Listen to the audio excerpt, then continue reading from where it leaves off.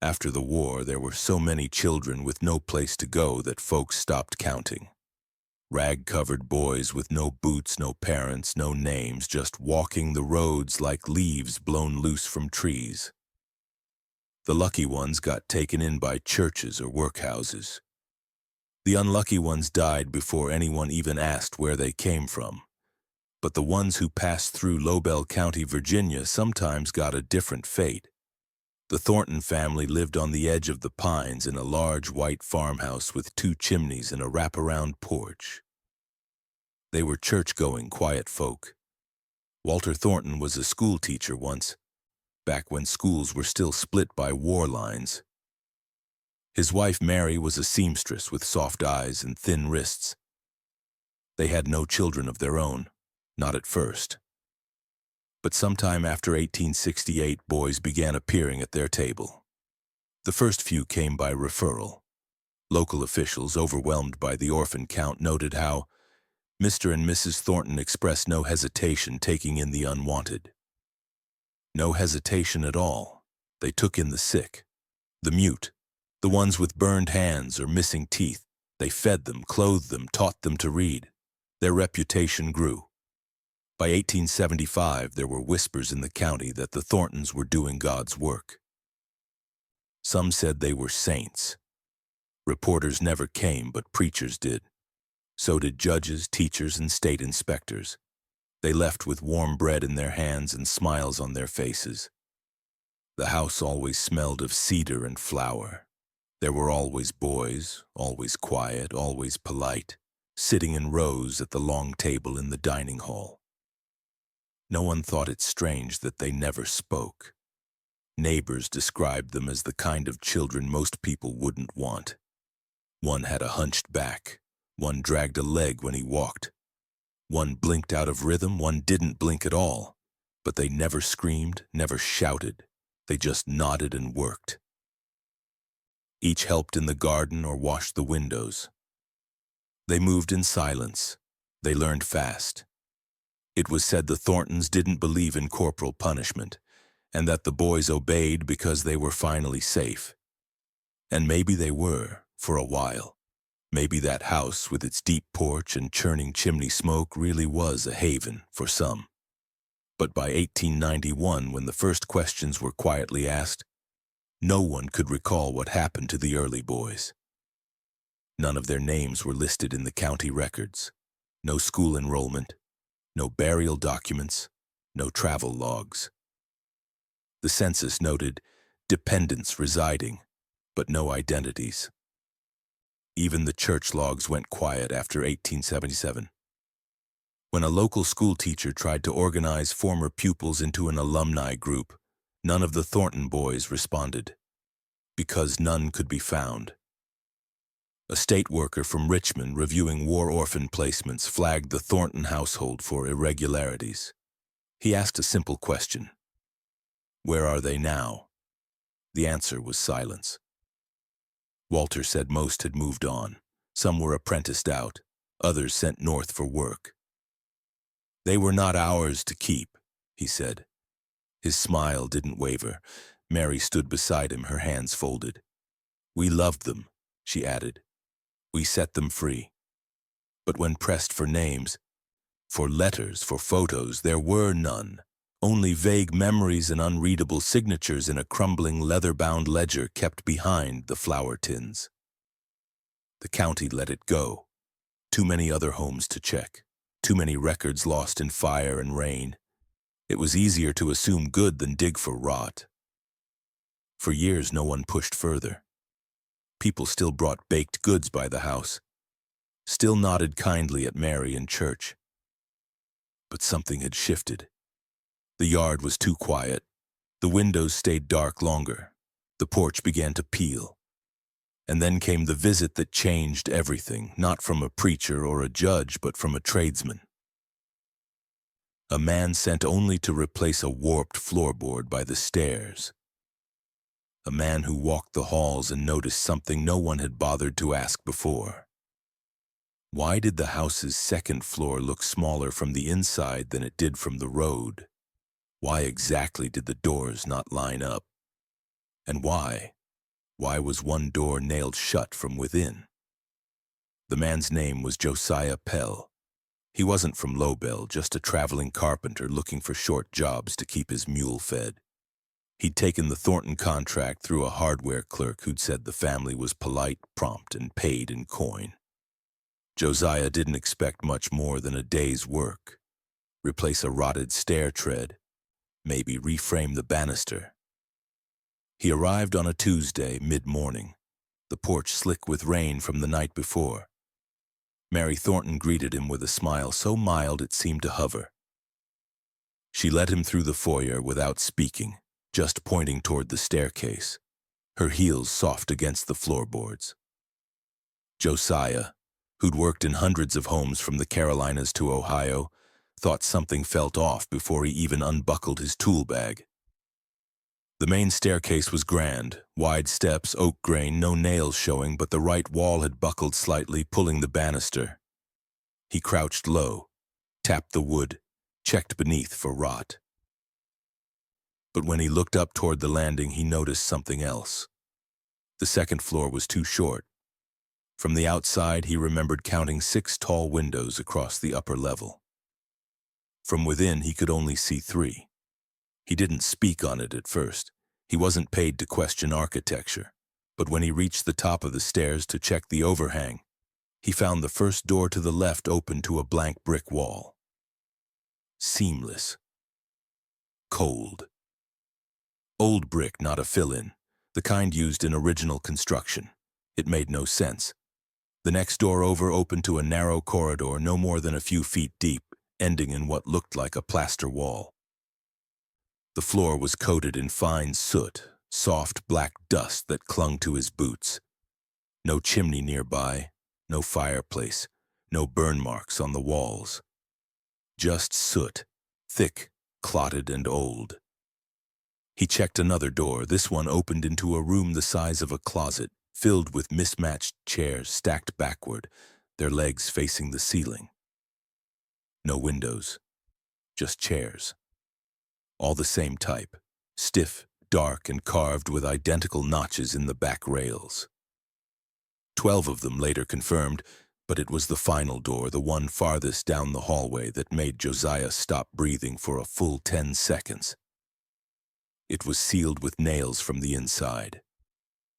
Iron nails, dark with age, driven through in a haphazard grid. No knob, no handle.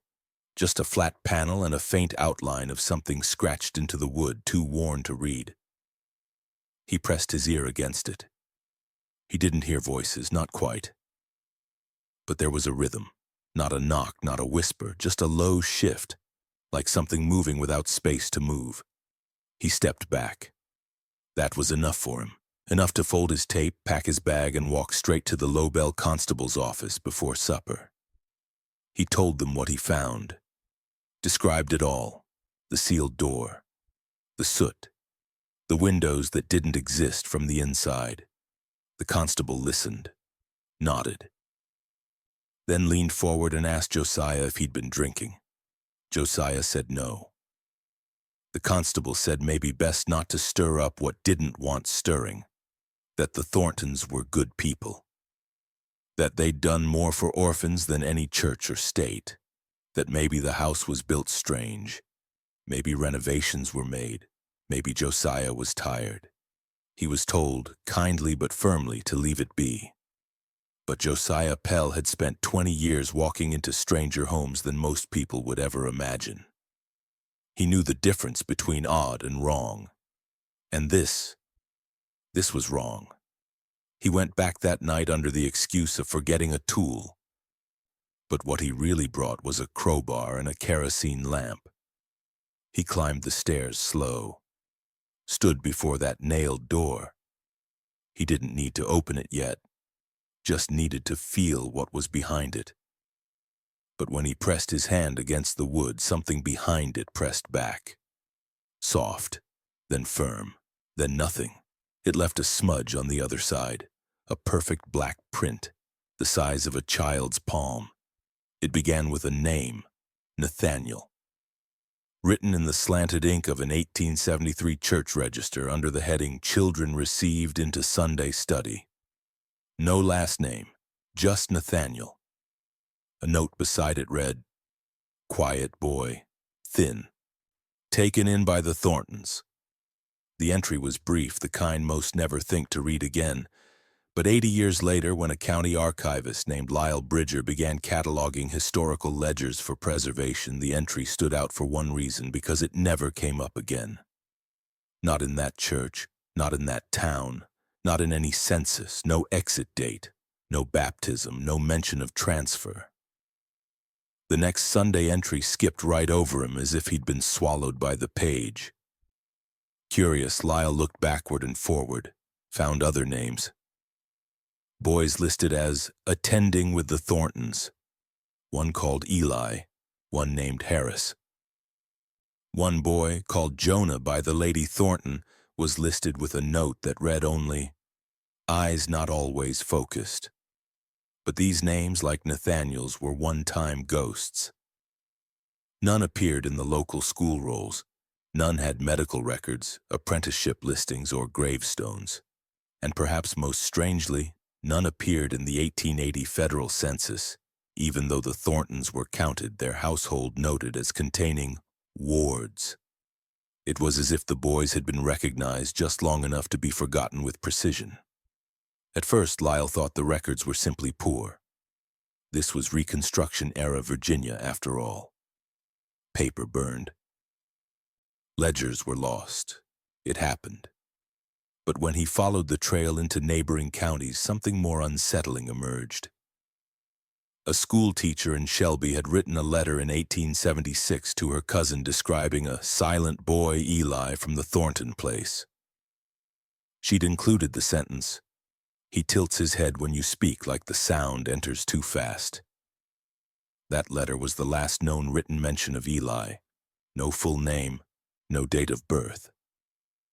Just a boy who tilted his head the wrong way. Even graveyards held no clues. In the town cemetery, there were no children buried under the Thornton name. No unmarked plots of the right age. When volunteers began mapping burial sites for historical preservation, they noted a strange pattern.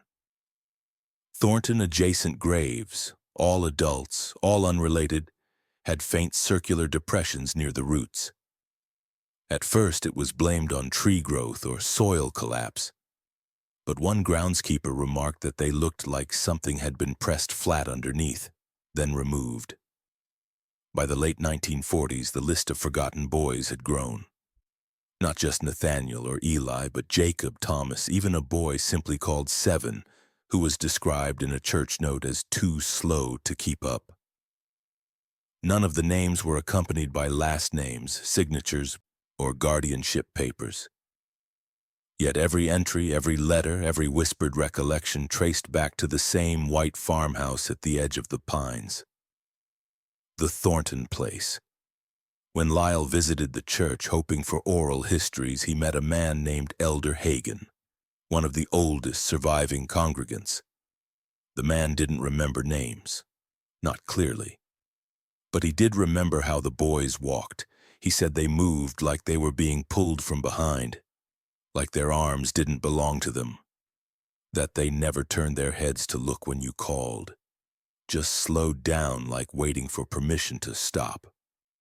He said once during a hymn, all the boys sat perfectly still while the rest of the congregation stood to sing, not because they didn't know the words, but because their mouths didn't move unless someone unseen allowed them to.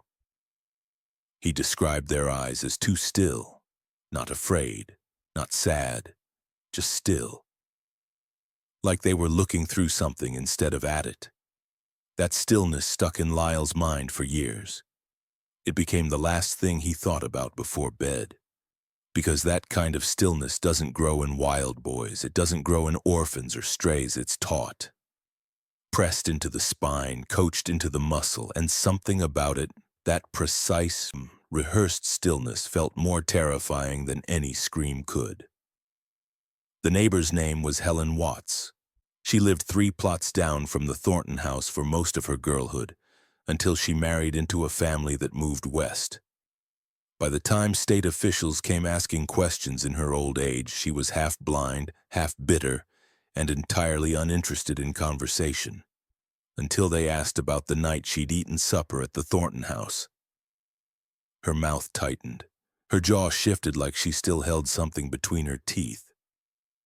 Then she said very quietly, "They didn't blink unless he told them to." It was 1885, she recalled, after her own mother had died of the fever and the community took turns feeding her and her younger brother. The Thorntons invited them for a meal. She remembered the smell of turnips and vinegar, remembered Mary Thornton's hands, thin and always moving, folding napkins even when they were already folded. She said there were 7 boys at the table that night. All sat perfectly still until Walter Thornton walked in. They didn't raise their eyes, they didn't speak. They waited until he sat, then lifted their spoons in unison. No one passed bread, no one asked for water. Each motion was mechanical: lift, chew, swallow. Helen said it felt like sitting in a room full of puppets, but not clumsy ones, not playful ones, trained ones. She hadn't understood it then, not fully. But now, decades later, she remembered how the sound of chewing was perfectly spaced, measured, as though they were following a beat only they could hear. Her little brother had asked a question, something simple, something childish. One of the boys looked at him, just briefly, a flick of the eye, then lowered his gaze like it had burned. Helen said it was around the second course, a gray meat stew, when one of the boys, the youngest, dropped his spoon. It hit the floor with a dull clatter. And the room changed. Every boy froze, mid-chew, mid-sip, mid-breath. All of them stopped, their spines tight as pulled wire. The air seemed to thicken. Walter didn't look up. He simply raised one hand and began to count, slowly, deliberately. 1, 2, 3. Each number spoken like a weight, each breath between longer than the last. At 12, he stopped, and all the boys resumed. No one picked up the spoon. The child who dropped it simply continued eating with his fingers, never lifting his eyes. Mary didn't speak during any of it. She kept pouring water into glasses that were already full, not wastefully, but with a kind of absent rhythm, as if she was also following a set of instructions too old to forget. Helen said when she looked at Mary's face, there was no cruelty, only calm, as though none of this was unusual, as though this was how all meals ought to go. When the supper ended, the boys cleared the table in silence. Not a word spoken, not even between each other. The scraping of the chairs was the loudest sound. Helen never went back. Years later, after her own children asked about the boys at the Thornton place, she described them not as sad or scared, but as hollow, as though something had been scooped out of them and replaced with rules. She couldn't recall a single voice, not one name, not one laugh. Just the rhythm, the counting, the chewing. She said it felt like the house itself had been built not to shelter, but to train. She told investigators that if you looked close enough at the wallpaper, you'd notice the patterns weren't floral. They were marks, tally lines, carvings repeated in the fabric of the home. But no one ever looked that close. No one wanted to. As the officials left her porch that day, Helen asked a question. It wasn't loud. It wasn't for them, but they all heard it. What happened to those boys? The Thornton basement had always been something of a rumor. No one in town could say they'd ever stood in it. Not visitors, not repairmen, not even the delivery boys who brought sacks of flour and coal. Everyone knew the house had a lower level. There were vents in the foundation, cold iron grates along the side garden, small and square and always closed. But no one had ever seen the door open. When asked, Walter Thornton would say, "It's where we store what's best forgotten," and then smile, like it was a joke no one understood. But in 1892, after months of quiet reports and half-whispers, the county sent 2 men to inspect the property, under the pretense of sanitation review, though no one said the word aloud. The men were local. Both knew the Thornton family. One had even attended a service at their house years earlier. But when they stepped into the rear hallway that led to the basement door, something shifted in their posture. The wood beneath their boots felt uneven, like it resisted weight. The door itself had no knob, no lock, no visible way to enter. Just a smooth plank of faded pine set into the wall like a scar that never healed. At eye level was a sliding panel, 6 inches wide, built into the door's face. The taller man slid it open and peered through. For a moment he didn't say anything. Just stepped back, blinking like something had moved behind his eyes. Inside was darkness, but not the kind that comes from absence. This darkness had color, a kind of wetness. The air that came through the opening was stale but warm, and it smelled not of rot but of metal, like iron held in the mouth too long. After some debate, they requested permission to force the door. Walter objected, calmly but firmly. He said the basement was for their order, and that entering it without the proper count would disrupt balance. The officers didn't understand the words, but they understood the look in Mary Thornton's eyes as she stood behind him. Not fear, not resistance, just surrender. Like she already knew the door would be opened, and what they'd find behind it would no longer be hers to explain.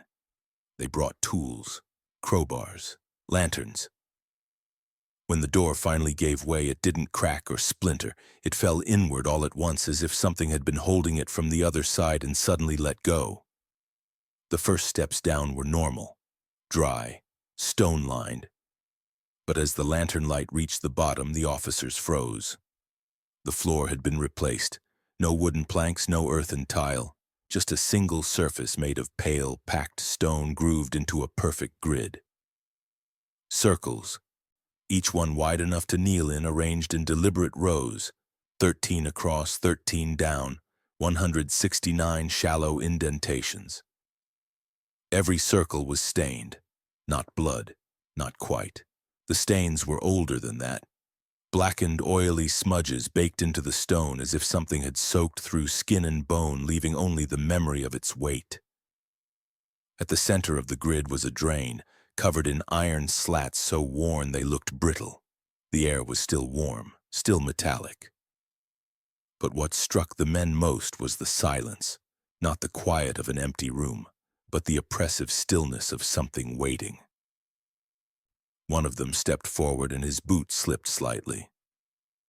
Not enough to fall, just enough to know the surface beneath him still remembered what had touched it last.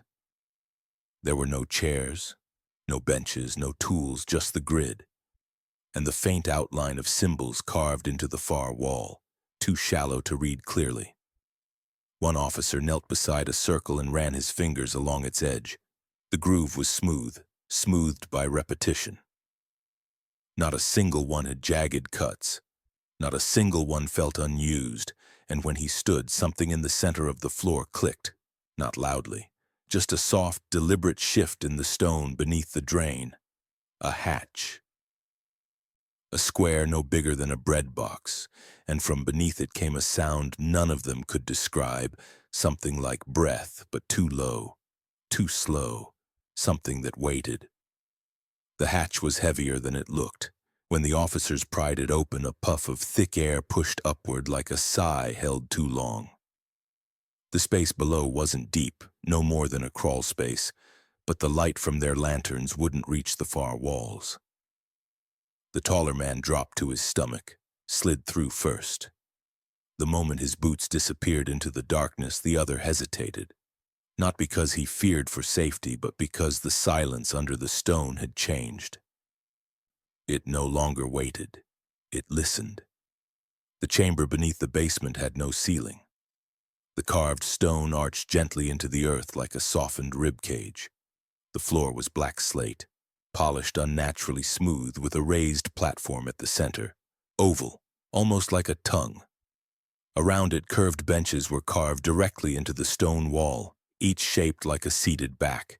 No seams, no legs, just scooped-out forms where bodies once belonged. The stone table in the center wasn't made for meals.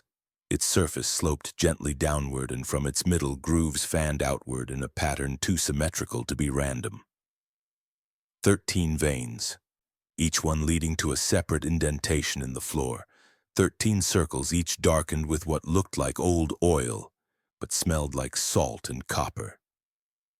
At the far end of the chamber, just above one bench that looked worn deeper than the others, were words etched into the stone in letters that wavered slightly at the edges. To make a whole, take 12.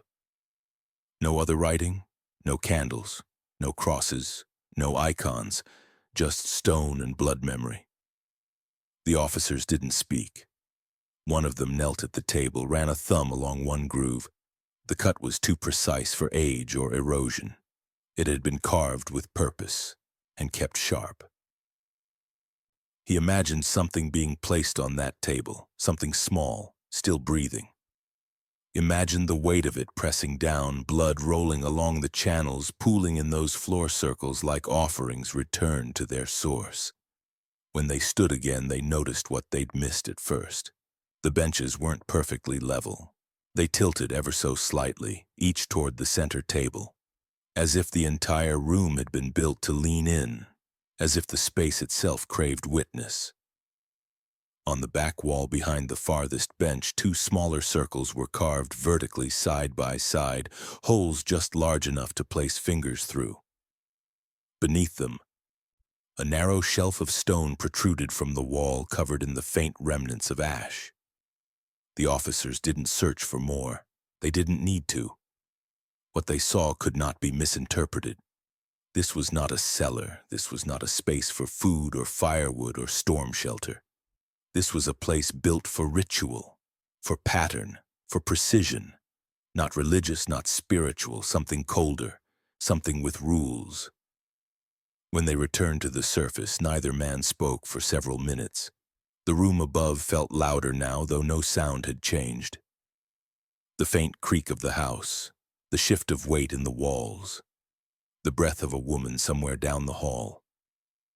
It was all sharper, clearer, like the house had been watching them from beneath its floor and was now deciding what to do with them. They called for a full inspection, more men, better lights. A surveyor. But before that team arrived, they began searching the rest of the house, slowly, methodically, afraid to move too fast in a place that had not yet decided whether it welcomed interruption. In the pantry, beneath a panel behind the flour bins, they found a narrow drawer. Locked, no key visible. They forced it gently, careful not to splinter what had held so long. Inside was a book, leather-bound, wrapped in linen so tightly it had left permanent impressions along the spine. The cloth was stained. The book had no title, only a number pressed into its corner, 47.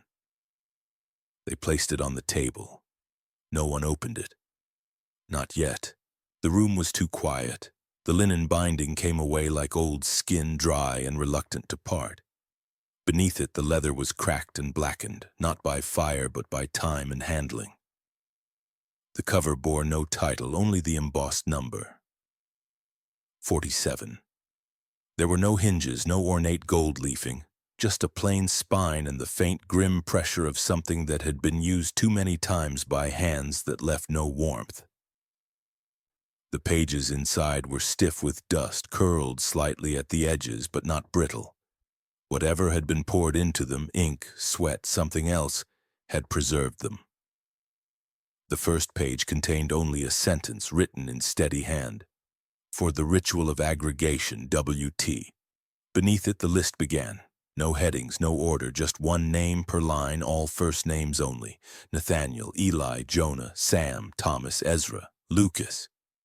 The script was neat, consistent. Each name was followed not by a date, not by a location, but by a single hand-drawn symbol. Some were circles, others were pairs of intersecting lines.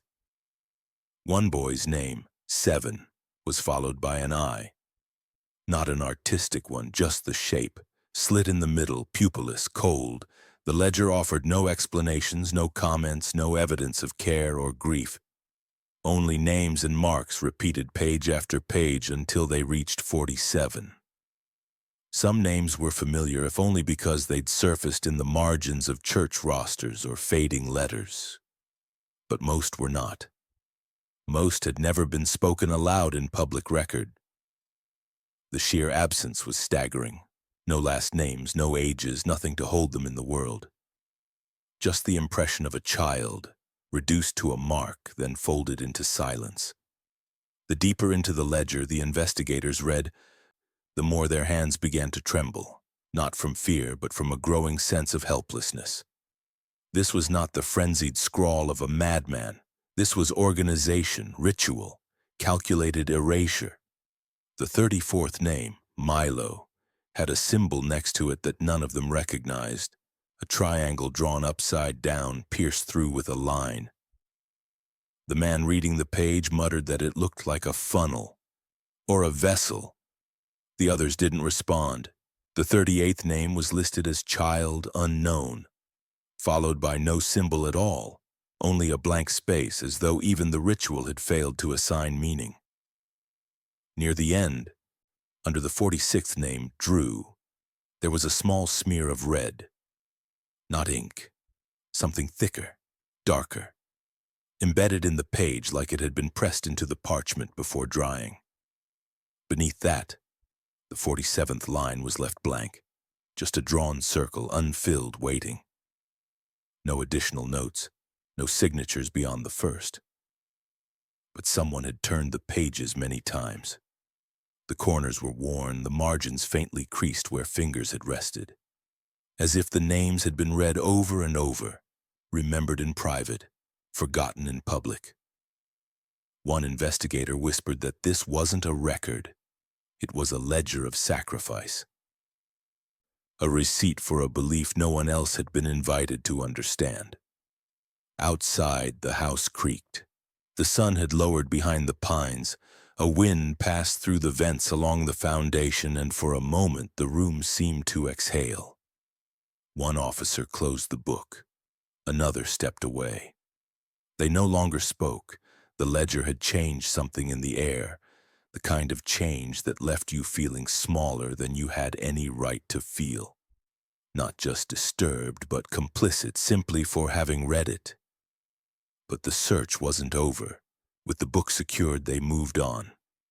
The barn stood at the edge of the property, half collapsed under decades of storm and neglect. At first glance, it held nothing but rusted tools and empty feed sacks. But something about the dirt beneath the left wall was wrong. Not raised, not lowered, just wrong. As if something beneath it hadn't settled the way soil should. They brought shovels, lanterns, and the quiet, crushing sense that what lay beneath that packed earth would not be the end, but only another beginning. They dug in silence. There was no directive, no spoken order. Only the sound of shovels cutting into compacted soil as night bled in from the pines. The barn's left wall, rotted at the base, had buckled inward over time, covering the stretch of earth that now crumbled with unnatural ease. The dirt gave way too quickly, as if it had been turned before, as if something below had kept the ground from ever settling. Just beneath the first layer, they struck something solid, not stone, not wood. A dull, dry resistance that rang wrong in the arms. One of the men scraped away the topsoil with his gloved hand. What emerged was a bone, long, pale, curved where it shouldn't have been. By the time they cleared the rest of the shallow pit, they had uncovered fragments of 7 separate skeletons, all partial, not a single skull. No rib cages. No hands. What lay beneath the barn were spines, only spines. Vertebrae still joined, still intact, but bent in ways that no natural body would allow. Some curled inward like question marks. Others twisted into spirals as if reshaped mid-movement. Each spine had been laid deliberately, spaced apart in a semicircular pattern, all facing toward a flat stone at the center of the grave. That stone bore no carvings, no markings. But when one of the men touched it, soot blackened his palm instantly. Not surface soot, deep-set residue soaked in. Around each spine, remnants of charred cloth clung to bone like molted skin. There were no shoes, no belts, no buttons. But inside the hollow center of two vertebral columns, they found scraps of string, woven fibers burned down to near ash. One piece, when later examined, contained the frayed end of a fabric tag. It had been stitched by hand. The only word still readable was John. By dawn, forensic workers from Richmond had arrived. They brought gloves, kits, magnifiers, science, reason, tools built to name the unnamed. But what they found refused naming. Each spine was marked. Tiny carvings etched into the back of every vertebra. Lines, triangles, intersecting slashes. One spine had over 30 notches, spaced so perfectly that one expert asked, "Was this measured?" The cuts were uniform in depth and angle, not made with violence but with care, like someone had etched into the bones slowly, patiently, without trembling. The bones were coated in a faint gray residue that clung to everything. At first, they assumed it was ash, but further testing revealed it to be a mixture of lye, soot, and human fat, rendered and reapplied, not by accident, not from fire, but through preservation. The investigators said the technique was unlike anything they'd seen in burial practice or pathology. The lye had not destroyed the bone. It had preserved it, hardened it, sealed it like stone. When asked why someone would do such a thing, one pathologist answered quietly, "To make it last." Each spine had been posed. That word, posed, became the term whispered in reports, never spoken aloud in meetings. The curvature of the bones, the arrangement of their arches suggested a kind of ritual stance, not kneeling, not crawling. Something in between. Each vertebral column had been set to lean forward slightly, as if listening, as if waiting for instruction. But what sickened the room most wasn't the condition of the bones, it was the absence, the complete removal of every skull. Clean cuts, no splintering, no fragments. The skulls hadn't decayed or been scavenged, they had been taken, all of them, removed intentionally without disturbing the spine. For what purpose, no one dared to guess aloud. But the stone slab at the center, still warm under the morning sun, seemed to hold the answer, if not in words, then in weight. As the forensic team cataloged each vertebra and marked the burial site for preservation, one of the younger officers returned to the Thornton house to retrieve the family's personal documents. He was instructed to collect anything handwritten. In a desk drawer tucked behind a false panel, he found a folded envelope tied with a red thread, untouched by dust. It was addressed in faint, careful script. To Mother Thornton, from Tom. Inside, the paper was thin. The handwriting trembled, and the first line read, "Please don't let him take my teeth again." The letter was read aloud in a dim back room of the Lobel County office, its edges trembling in the hands that held it.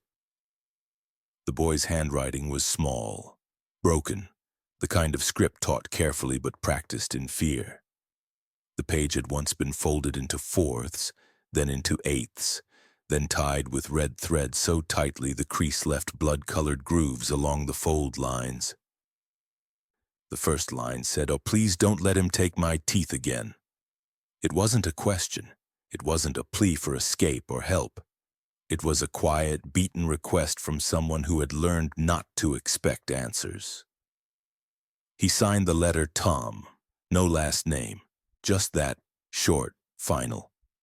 His words spilled out without punctuation, written as if afraid the ink would dry before he could finish. We don't talk no more, not even in the garden and not in the loft. I heard Jonah cry, but he didn't make sound with his mouth, just the floor and the chair, and then nothing. The boy said the chair was under the house, that it had arms like a man but didn't move. He called it the black chair and said it feeds on pain. He described how the boys were taken down one at a time when the count hits 12. And that after, when they came back, they were different, if they came back at all. Tom wrote that the father always counted out loud, never rushed, always slow. That sometimes he made the others sit in silence while he counted up and down. That the counting made the room feel wrong, like the floor went soft. He said the mother watched but never blinked. He called her the keeper of quiet. He said she turns the pages but don't read no more. He asked her to stop the counting. Said maybe if she stopped, the table would forget how to open. He said the table had a mouth, that it listened, that it was always hungry. I think the table eats sound first, he wrote. Then light, then us. One piece at a time. Not all of us all at once, just the ones who talk too loud, or cry, or try to remember things we ain't supposed to. He ended with something that made the officer stop reading aloud. A final sentence scratched so faintly it could have been missed. He says if we don't become one, we'll stay scattered and useless forever. The room fell silent. Not a legal silence, not procedural, a human one. The kind where no one knows how to move their hands anymore. The letter had no date, but the paper matched the kind found in 1870s schoolrooms, stiff, pulpy, prone to smearing. No child that young should have written words that old. The ink had faded, but the truth remained etched between every line like breath held too long. This wasn't just abuse. This wasn't punishment. This was belief. A belief the children never consented to understand. When officials returned to question Mary Thornton, they found her in the parlor, folding cloth napkins into perfect squares. Her hands moved in a pattern, crease, press, turn, over and over. She greeted them softly as if they were guests from church. When asked about Tom, she smiled. When asked about the black chair, her eyes wandered toward the baseboards. She said there had been rules. She said Walter believed in unity, that the world made more sense when its pieces were not so noisy, that the boys were too full of separate selves and it made them suffer. That silence was a mercy. She said the counting helped them understand their place. She never used the word pain. She never mentioned the bones. When shown the letter, she touched it gently and said, "He was always the loudest." No tears. No protest. Just an old woman pressing her fingers against a boy's final plea like she was smoothing out wrinkles in a tablecloth. One investigator asked if she ever tried to stop it. She looked up, blinked once, and replied, "The table remembers when you do." They questioned her for 7 hours, not out of aggression, not to trap her. There was no need. Mary Thornton sat without cuffs, her hands folded in her lap, her knees pressed together like a woman waiting for Sunday service. She answered every question asked of her, never once raised her voice, never once hesitated. There was nothing to hide, she seemed to say, nothing she felt shame about. When asked if she understood the accusations, the missing boys, the bones, the ledger, she nodded and said, "We never took more than we could cleanse." Her voice was soft, measured, no sarcasm, no venom, just calm. She said the boys were not murdered, that such a word was crude, that what happened to them was necessary, that the world had filled them with noise, birth names, disobedience, scattered emotion, and that her husband, Walter, had dedicated his life to correcting that. "We gave them one name," she said. "We merged them, so they would never be alone again." When the investigator asked what that meant, she smiled again and said, "What's scattered suffers, what's whole endures." Every answer was like that, circular, gentle, terrifying. She described the black chair as a place of stillness. She said the basement wasn't a punishment room, it was a preparation chamber. The body, she said, must be cleansed of noise. Tongues twitch, eyes wander, teeth lie. We removed those burdens. The men across the table stiffened when she said the word removed. She said it the way someone might say washed or dried. A task, a kindness. She admitted she had stitched the mouths, said her hands were better suited to fine work than Walter's. That she had sewn the sound out of them. Not all at once, just a little each time, a thread across the lip, a stitch behind the ear. They stopped needing words, she explained. We filled them with the same breath. She insisted they had volunteered, that once the counting began the boys understood, that the table helped them, that the table hummed when a soul had been emptied just right. At no point did she try to escape responsibility, but at no point did she express remorse. She said the ledger had been kept because names were fragments, and fragments must be tracked until they are folded into the whole. When shown the burial site beneath the barn, she tilted her head and said it was temporary, that the final structure was never completed. We were still gathering the pieces, she said. 47 is not a whole. She didn't say what number would have been, only smiled, that same soft grandmotherly smile that now curdled in the stomachs of everyone who saw it. She never asked about Walter, never referred to him in past tense. When one officer asked where she believed he'd gone, she replied, nowhere. He is in the hole, with them. In the breath that remains. Her gaze never drifted, her hands never unclasped. Not even when they declared her unfit to stand trial. Not even when they led her into the asylum's transport wagon. The county doctor signed the certificate of insanity within the hour, not for her claims, but for her calm. They said a sane woman would have cried, would have denied, would have begged. But Mary Thornton only folded her hands and hummed a pattern no one recognized. 12 beats, then a pause, 12 more, then silence. The asylum placed her under suicide watch. She didn't protest. She asked only that her husband's chair, an old, unremarkable thing with a worn cushion, be sent with her. It wasn't. But the request itself unsettled the staff enough that the chair was later burned. The house, though, remained. The Thornton property was left intact. No heirs came forward, no will was found, no funds appeared. And without legal designation, no one was sure who had the right to tear it down. The town sealed the basement, nailed the doors, boarded the windows. But it still stood, weathered, breathing, waiting. Some said you could hear her smile in the floorboards, just the hush of linen folding, just the hum of counting, never finished. The Thornton house aged the way some bodies do after death, without rotting but never quite resting. It stood decade after decade behind the rows of overgrown pine, boarded and sealed but never fully empty.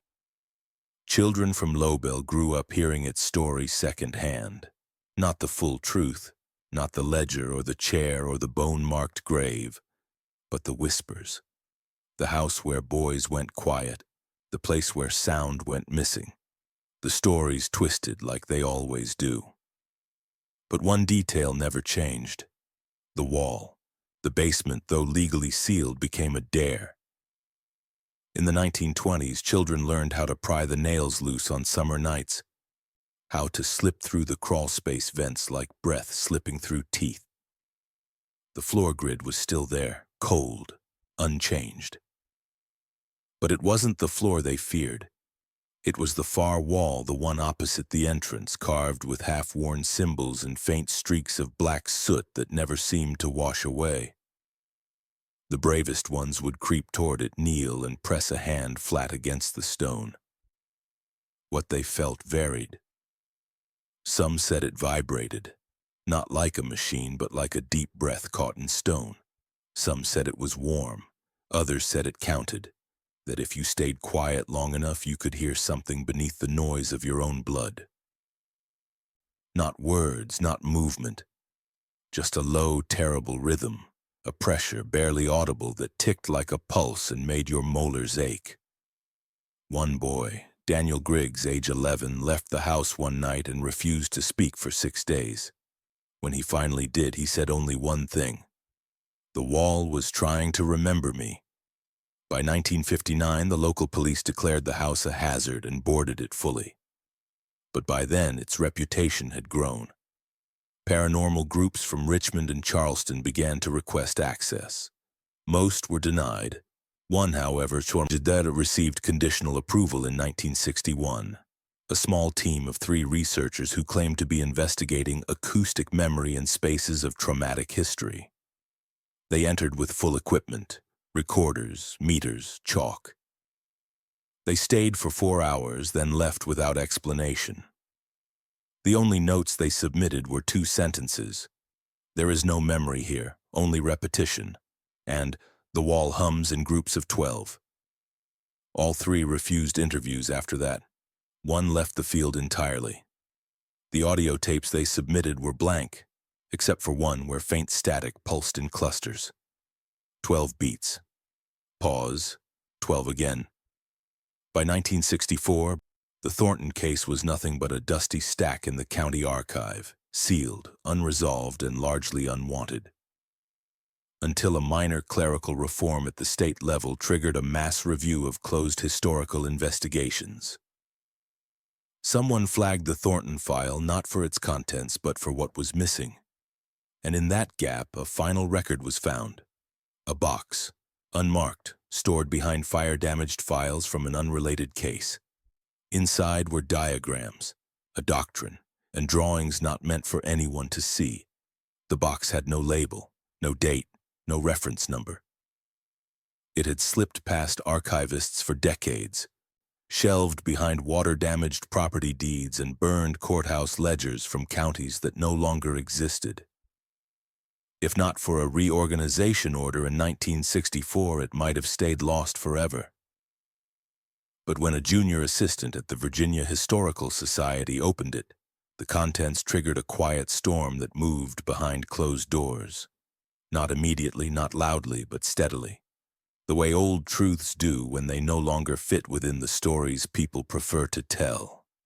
Inside the box were 21 pages, each hand-drawn, each protected by a brittle sheet of onion paper. The first was titled Preliminary Structure for Aggregation, Phase 1. At a glance, it looked like a medical chart. Anatomical sketches of children, multiple torsos drawn in sections unlabeled at first. But beneath the images were notes, cold, measured, unmistakably clinical. Organs were circled in red ink, connected with arrows. But the lines didn't track circulation or function, they tracked something else: temperament. Next to the liver of one child, a note read, "Eli, disobedience persists in filtration." By the lungs of another, Jonah, excessive volume, requires cauterization of breath. The diagrams showed children's bodies not as individuals but as repositories of unwanted traits. Each part catalogued not for illness but for behavior. Stomachs labeled with impulse, hands with unauthorized touch. Teeth were boxed off entirely, underlined, noted again and again with the word interruption. Another page shifted focus. It showed 12 partial figures arranged in a circle. Not symbolic, not artistic, anatomical, bones aligned, organs overlapping. As if someone had attempted to design a new form of human, not from scratch, but from many. This page bore a header in neat black script: fragmentation to wholeness. The body is harmony. Beneath that, a sentence: to cleanse the mind, dissolve the mouths, to erase the self, merge the breath. No author's name. But in the corner of every page, the initials WT were pressed in ink. The diagrams continued, some simple, others unbearably detailed. One page showed a child's spine flanked by 12 carved symbols. The notches matched those found in the barn. Another page was titled, Confluence Through Pain. It described how the body rejects silence at first, then accepts it when trained. It referred to noise not as sound, but as spiritual waste. The most disturbing diagram was the simplest. A large circle divided into 12 wedges like a clock, each wedge labeled with a name, first names only, the same ones found in the ledger. In the center, a single phrase had been written in a hand less careful than the others. To make a whole, take 12. The meaning was no longer metaphor. The doctrine was clear. This had been a belief system, built not from religion, not from madness, but from method. The idea that individuality was noise, that orphaned children were incomplete because they had no one to mirror, that by selecting, removing, combining, one could create a better human, not perfect, just uniform, silent, still. The state responded slowly, not out of apathy but out of horror. There were no laws written to name what had been done, no category for it. This was not torture by any conventional measure, not eugenics, not occultism. It was something colder, more clinical. A crime of ideology, and ideology, when wrapped in soft voices and folded napkins, becomes hard to prosecute. No additional bodies were found, no remaining witnesses. Mary Thornton had died months earlier, and Walter? No trace. Just his marks, his words, his structure. The house remained untouched. But new files were opened, quiet hearings were held, rules were proposed, a memorial was discussed. But always underneath a question lingered. How many more boxes like this waited in archives no one had looked through? How many beliefs like this still hid beneath smiles and structure? The doctrine had no followers left, at least none who spoke, but in Lobel the soil never quite settled, and neither did the silence. It took 3 years for the law to pass, not because anyone questioned whether something had gone wrong, but because no one could agree on what to call it. The word abuse felt too small, neglect too soft, murder too incomplete. There were no convictions to frame it, no trials to televise, just diagrams, ledgers, bones, and the soft smile of a dead woman who called it cleansing. It wasn't until journalists from Richmond published a 3-part series titled The Sound They Took Away that the pressure began to build. Quiet at first, like the story itself. Then louder. Letters to editors, protests outside government buildings. Whispers pressed into law. By early 1967, Virginia passed a resolution mandating third-party oversight of all rural foster placements and group homes. The law required unannounced inspections, centralized child registration, and public record audits. It was a procedural fix for something that had never been procedural. Still, it was something. A seam stitched where flesh had already scarred. Officials didn't name the Thornton case directly in the legislation, but the legislators all knew why it had passed. The whispers had reached too many ears, and not one of them could unhear what was found beneath that house. A memorial was commissioned the same year. Modest. Just a brass plaque at the edge of the Lobel Cemetery near the old orchard wall. It read, "In memory of the forgotten, 47 children names taken. Silence is not consent." It stood atop a stone pedestal with no foundation, no fence, no flowers. Some families left offerings even though they didn't know if their children were among the 47. Some placed shoes, others left marbles. One person, never identified, came every year on the same day and left a folded cloth napkin, creased perfectly, with a red thread tied around the middle. The Thornton house, however, did not fall. Within 6 months of the law's passing, the property was purchased by an unnamed holding company. Cash, no listing. The deed was signed with only initials. The county officials, perhaps too weary or too frightened to push, accepted the transfer without public notice. The new owners did not demolish the house. They resealed it, bolted the foundation, installed reinforced panels behind the windows. A security sign was posted at the gate, not for trespassers, but for structural hazard. No one entered again. Some believed the house had been bought to bury what was left. Others said the buyer was a descendant. A whisper followed that one of Walter's diagrams had gone missing from the archive box before it was refiled.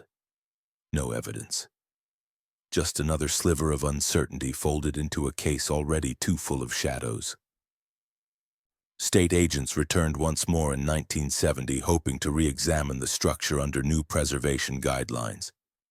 They were denied entry. The owner's representative, a man with no surname, only a title, declared the house closed for future use. And so it sat, not condemned, not preserved, just closed. The floor still grid-marked, the walls still stained, the air inside still full of what had once been breath. Officials had done all they could. The laws had changed. Oversight now existed.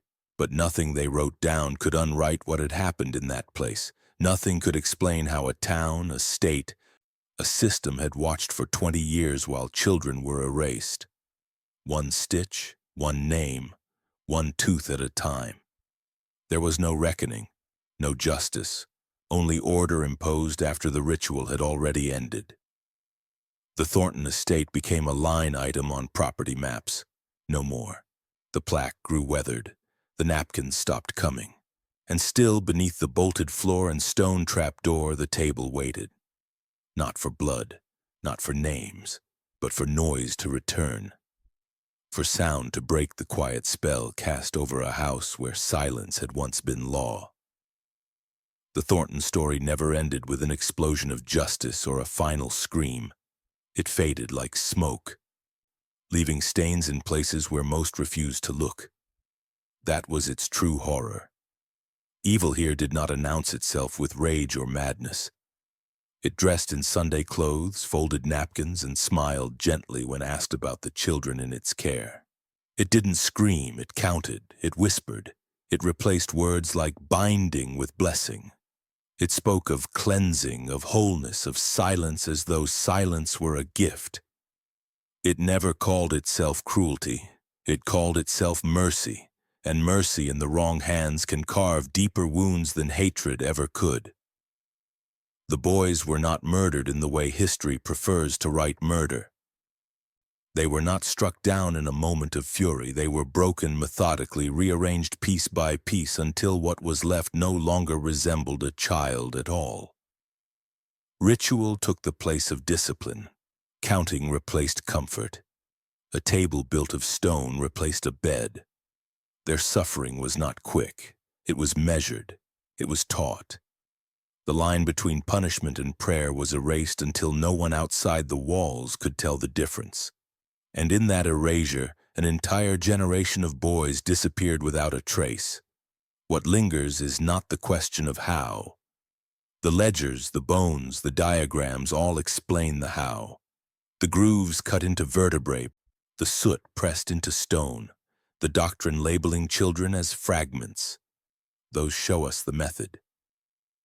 The question that will never let go is why no one stopped it. Neighbors saw silent meals. Teachers noticed children missing from school records.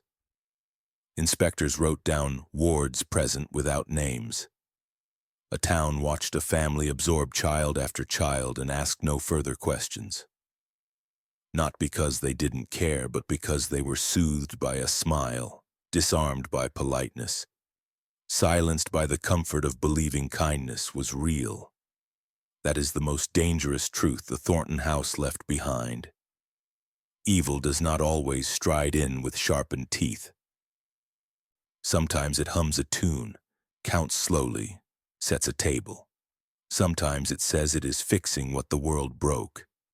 Sometimes it looks like charity. It survives because no one wants to believe that horror can live so quietly behind curtains and linen. It survives because silence is easier than confrontation. And by the time the silence is broken, the children are already gone.